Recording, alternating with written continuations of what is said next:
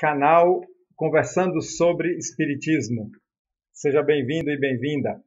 Aqui a gente sempre está batendo um papo sobre temas de interesse daqueles que simpatizam com a doutrina espírita. Então a gente busca nas perguntas das pessoas escolher os temas. Meu nome é Renato José, sou estudante espírita há muito tempo, há mais de 20 anos, e trabalhador de casa espírita. Então, eu pego os temas, dou uma revisada, dou uma estudada para a gente conversar. Os animais têm alma? O Livro dos Espíritos, o livro base da doutrina, revelado pelos espíritos superiores, dedica um grande número de perguntas a respeito da vida dos animais e dos homens. Sim, os animais têm sim alma, que a gente chama de princípio espiritual. A gente não diz que o animal tem espírito. A gente diz que ele tem um princípio espiritual. Assim como as plantas também têm.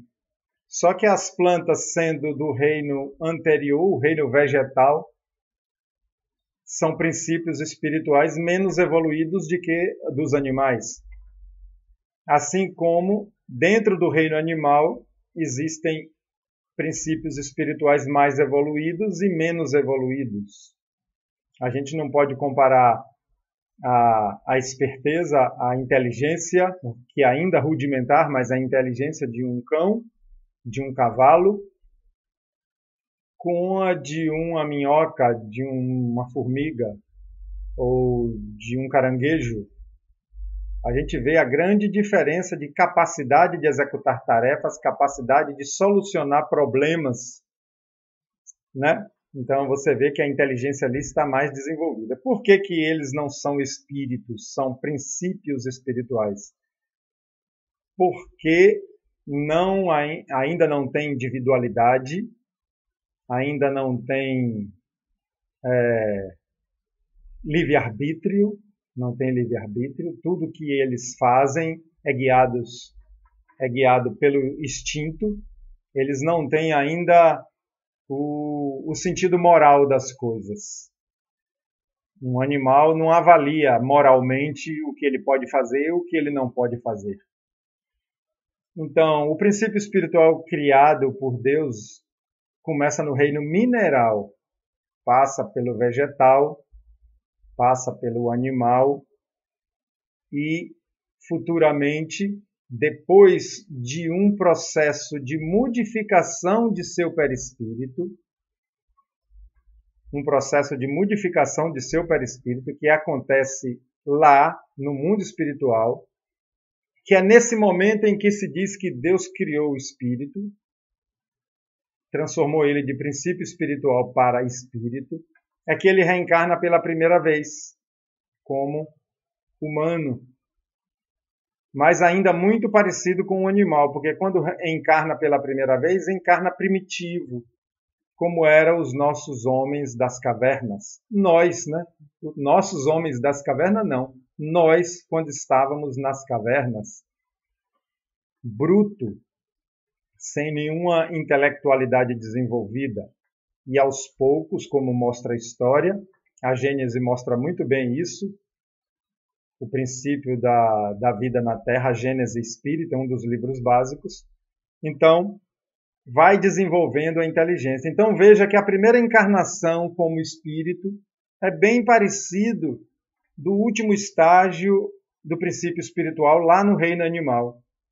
E essa transição, né, que Charles Darwin chamou de o elo perdido, ele chamou de o elo perdido, e a ciência até hoje procura esse elo perdido, só que não vai encontrar nos estudos materiais, os estudos genéticos da evolução das espécies. Porque esse elo perdido acontece no mundo espiritual. Quando, já com toda a evolução, com todo o conhecimento adquirido do reino animal, aquele princípio espiritual passa um período chamado de elemental, né? Existem os elementais, e a partir daí ganha como se fosse uma credencial, uma autorização, vamos botar em sentido figurado, né? para reencarnar pela primeira vez como humano e começa a sua jornada, ganhando ali seu livre-arbítrio, ganhando ali a sua individualidade e consciência.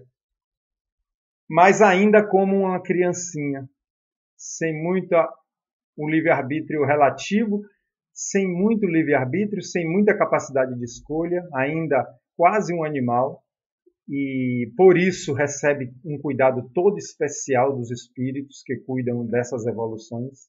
Como a gente cuida de um bebezinho de um dia, a gente dá tudo a ele. Ele não escolhe nada, nem o que vai comer, nem onde vai dormir, nem o que vai vestir, nem para onde vai.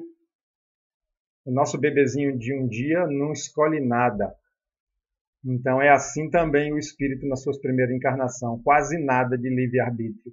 E esse livre-arbítrio vai sendo dado de acordo, vai evoluindo, intelectual e moralmente. Eu aqui tive que fazer um resumo, né? Porque são vídeos de menos de 7 minutos. Porém, o assunto é extenso. O Livro dos Espíritos trata disso e outros livros também tratam. Escreva aí embaixo, se inscreva no canal e escreva aí embaixo um tema que você quer saber. Curta aí se você gostou do vídeo e compartilhe para que outras pessoas acompanhem o canal e a gente ganhe motivação mais ainda de ficar batendo esses papos aqui. Tá bom? Um grande abraço a todos, que Jesus abençoe nossos lares e nossas famílias.